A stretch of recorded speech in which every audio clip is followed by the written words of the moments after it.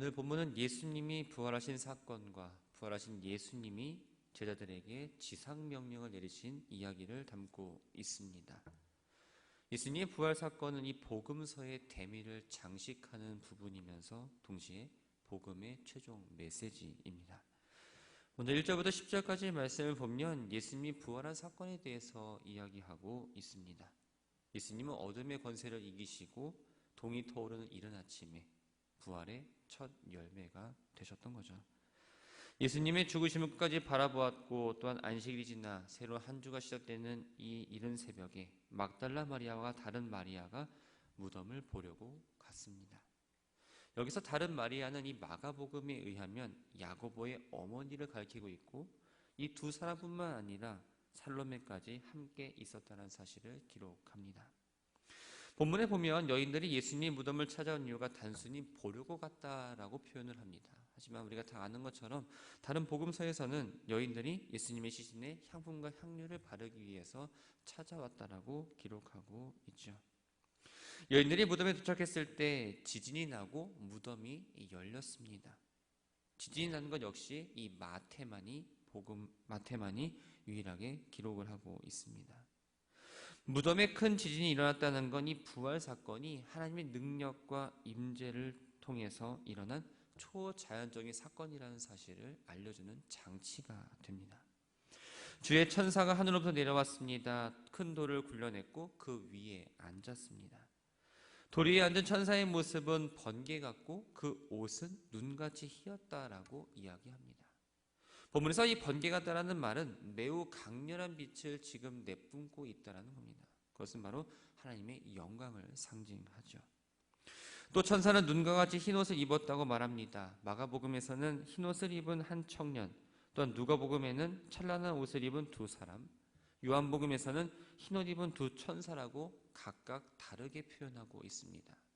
표현은 다르지만 이 무덤에 나타난 이들이 모두 하나님이 보내신 사자라는 사실을 이야기합니다. 천사가 돌을 굴린 이유는 바로 무덤 안에 예수님이 없고 그 무덤이 비어있다는 사실을 보여주기 위해서였습니다. 4절에 보면 이 지키던 자가 나옵니다. 이들은 대제사장과 바리새인의 요청에 의해서 예수님의 부활이 일어나지 않았다는 것을 증명하기 위해서 그 예수님의 무덤을 지켰던 사람들이었습니다. 이들은 돌이 굴러가고 무덤이 열리는 광경을 보았으니 당연히 무서웠고 떨림이 있었고 또한 죽은 사람과 같이 경직되어 있었습니다. 반대로 천사는 예수님을 찾아온 그녀들이 두려워할 이유가 없다라고 이렇게 이야기합니다. 첫 번째 이유는 여인들이 예수님을 찾고 있다는 사실을 이미 천사들이 알고 있다라는 거죠. 그리고 두 번째는 예수님은 앞서 자신의 죽음과 부활에 대해서 여러 번 말씀하셨는데 그 말씀하신 대로 살아나셨기 때문입니다. 천사는 여인들에게 와서 예수님이 누우셨던 곳을 보라고 이야기합니다. 천사들이 보라고 이야기한 건 바로 예수님의 부활을 눈으로 직접 확인하라는 의미였습니다.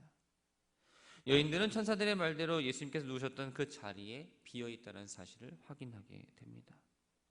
이로써 여인들은 예수님의 부활의 증거를 처음 목격한 사람이 되었고 더 나아가선 예수님의 부활을 처음으로 목격하고 직접 만나는 체험한 주인공들이 되었던 거죠. 천사는 여인들에게 예수님이 죽은 자 가운데서 살아나셨고 제자들보다 먼저 갈릴리로 가셔서 그곳에서 그들을 만나시라는 내용을 빨리 알리라고 당부를 합니다. 예수님은 십자가를 지시기 전에 이렇게 말씀하셨습니다. 내가 살아난 후에 너희보다 먼저 갈릴리로 가리라. 그 말씀대로 예수님 부활하신 직후에 바로 갈릴리로 가셨던 겁니다. 그렇다면 예수님께서 왜 제자들에게 바로 나타나지 않고 갈릴리로 가서 그들을 만나시기를 원하셨을까요? 여기는 두 가지 의미가 담겨 있습니다. 첫 번째는 갈릴리가 예수님과 제자들이 처음 만났던 장소라는 겁니다. 예수님은 갈릴리 호수에서 어부 노릇을 하던 베드로와 안드레 또한 야고보와 요한에게 나를 따라오너라 내가 너희를 사람을 낚는 어부가 되게 하겠다라고 말씀하셨습니다. 그런데 예수님께서 죽으심으로 인해서 제자들이 감당해야 될 이 사명의 동력을 잃어버리고 침체된 상태였던 거죠. 처음 주신 사명을 그 갈릴리에서 주셨기 때문에 사명의 새로운 문을 열고자 그들을 갈릴리에서 만나고자 하셨던 겁니다. 두 번째는 제자들을 향한 이 변함없는 사랑을 보여주시기 위해서였죠. 객지에 나간 사람들이 실패하면 다시 찾아오는 곳이 어디일까요? 바로 자신의 고향입니다. 제자들도 예수님이 돌아가신 이후에 고향 갈릴리로 내려왔습니다. 그러나 그것은 단순한 낙향이 아니었습니다. 주님께서 주신 그 천국 복음 전파 사명을 다 벗어던져버리고 옛 생활로 다시 돌아가는 거였죠. 예수님은 이런 사실을 미리 아셨고 그 제자들보다 먼저 갈릴리로 가셔서 그들을 기다리셨던 겁니다. 그들에게 다시 한번 그들의 사명이 무엇인지 확인시켜 주시고 아직도 제자들을 사랑한다는 것을 보여주시기 위해서 갈릴리에서 만나시기를 원했던 거죠. 여인들은 전혀 예상하지 못했던 천사의 등장을 위해서 두려운 감정을 느꼈습니다. 그렇지만 사랑하는 예수님께서 사망 권세를 이기시고 그 부활하셨다는 그 사실을 알고 난 이후에는 기쁨을 느끼게 되었죠. 두려움과 기쁨의 감정이 뒤섞인 상태에서 예수님의 부활 소식을 알리기 위해 제자들에게 뛰어갑니다. 그때 여인들에게 부활하신 주님께 나타나셨습니다. 그리고 여인들에게 평안하냐라고 물으십니다. 본문에서는 평안하냐 어떤 묻는 형식으로 되어 있지만 이 원어 성경에는 명령형으로 되어 있습니다. 이 평안하냐에 쓰인 단어인 카이라테라는 이 말은 기뻐하다라는 의미입니다. 여인들 향한 예수님의 이 말씀은 바로 더 이상 두려워하거나 근심할 필요 없이 기뻐하라라는 어떤 예수님의 위로의 말씀이었던 거죠. 여인들은 예수님이라는 사실을 알아채고 나서 예수님께 나아 그의 발을 붙잡고 경배합니다. 여인들이 두 발을 붙잡고 경배했다는 말은 단순히 누군가에게 존경의 표시가 아니라 부활하신 예수님께 완전하게 순종했다는 의미이고 부활하신 예수님을 예배했다라는 걸 의미합니다. 마태가 이렇게 기록한 이유는 당시 예수님의 육체가 부활했던 사실에 대해서 부정하는 사람들을 의식했기 때문에 그들의 손으로 두 발을 붙잡았다라고 표현을 했던 거죠. 부활하신 예수님은 여인들에게 두려워하지 말고 천사들이 내린 명령과 동일하게 제자들에게 가서 갈릴리에서 예수를 만나게 될 거라는 사실을 이야기하라고 명령하십니다. 그리고 예수님은 제자들을 나의 형제들이라고 부르고 계시죠. 요한복음에서 예수님이 제자들을 형제로 부르면서 하나님을 아버지라 부르고 제자들과 자신을 가족 공동체에 비유하셨습니다. 제자들은 한 분 하나님을 모신 형제 자매들이었던 겁니다. 비록 제자들은 위기의 순간에 예수님을 버리고 도망갔지만 예수님은 여전히 그들을 형제라고 부르시면서 하나님 나라로 초대를 하고 계셨던 거죠. 11절부터 15절까지의 말씀을 보면 예수님의 부활에 대해서 유대 지도자들이 은폐하고 음모를 꾸미기 위한 내용이 나옵니다. 여인들이 무덤을 떠났습니다. 무덤을 지키던 경비병 가운데 몇 명이 성에 들어가서 무덤에 일어난 모든 일을 대제사장들에게 이야기합니다. 경비병들이 무덤에서 일어난 일을 빌라도에 가서 이야기한 것이 아니라 대제사장들에게 먼저 보고했다는 건 바로 이 무덤을 지키고 명령한 사람이 빌라도가 아니라 대제사장들이었다는 사실을 간접적으로 이야기해주고 있습니다. 대제사장들은 장로들과 함께 모여 살아있는 시체에 대해서 어떻게 처리할 것인가에 대해서 계획을 세웁니다. 이들은 경비병들에게 많은 돈을 주면서 우리가 잘 때 제자들이 예수의 시신을 도둑질해 갔다고 말하라고 시키고 있습니다. 그런데 이 거짓말에는 허점이 있죠. 여러 경비병들이 절대로 한 번에 잠들 수가 없다라는 겁니다. 그리고 잠을 잤다고 해서 자는 상황 가운데 누가 왔는지 사실 모릅니다. 그렇기 때문에 제자들이 예수님의 시신을 가지고 갔다라고 말할 수도 없죠. 이 말 자체는 군인들이 자신들의 임무를 제대로 수행하지 않았다는 사실을 인정하는 이야기이기 때문에 많은 돈을 주지 않았더라면 결코 수락할 수 없는 내용이었습니다. 그리고 유대 지도자들은 이 일이 총독의 귀에 들어가서 군인들에게 해가 되지 않게 하겠다며 그들을 안심시킵니다. 결국 돈을 받은 경비원들은 거짓말을 퍼뜨리기 시작하죠. 갈릴리로 가는 길에서 부활하신 예수님 만나 기쁨의 소식을 전하기 위해서 소망에 갇힌 여인들과는 반대로 이 예루살렘에 있는 지도자들은 예수님의 부활 소식을 듣고 두려워하고 거짓으로 대처를 했던 겁니다. 16절부터 마지막 절까지의 말씀을 보면 예수님과 제자들이 갈릴리에서 만나고 예수님께서 지상명령을 하는 내용이 나옵니다. 구약에서 하나님이 주로 산 위에서 나타나셨던 것처럼 부활하신 예수님도 이 갈릴리 산 위에서 제자들을 만나셨습니다. 제자들은 부활하신 예수님을 보자 여인들과 마찬가지로 경배를 합니다. 부활하신 예수님은 단순히 제자들의 스승이 아니라 이제는 경배의 대상, 예배의 대상이 되었던 거죠.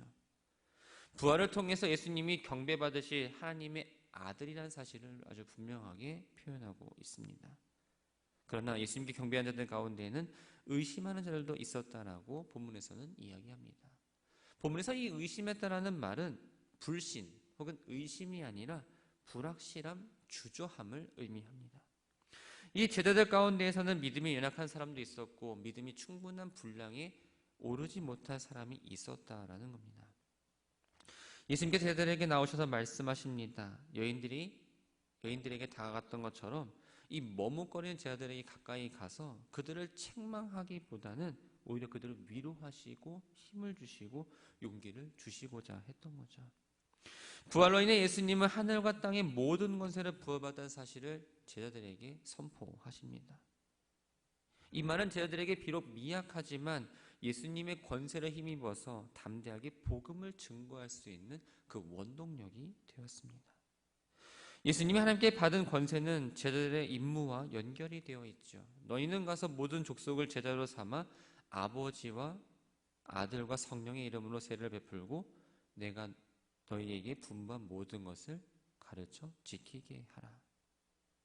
예수님은 특정한 신분 또 제한된 지역에서만 복음을 전하는 편협한 전도 방식을 명령하지 않으셨습니다.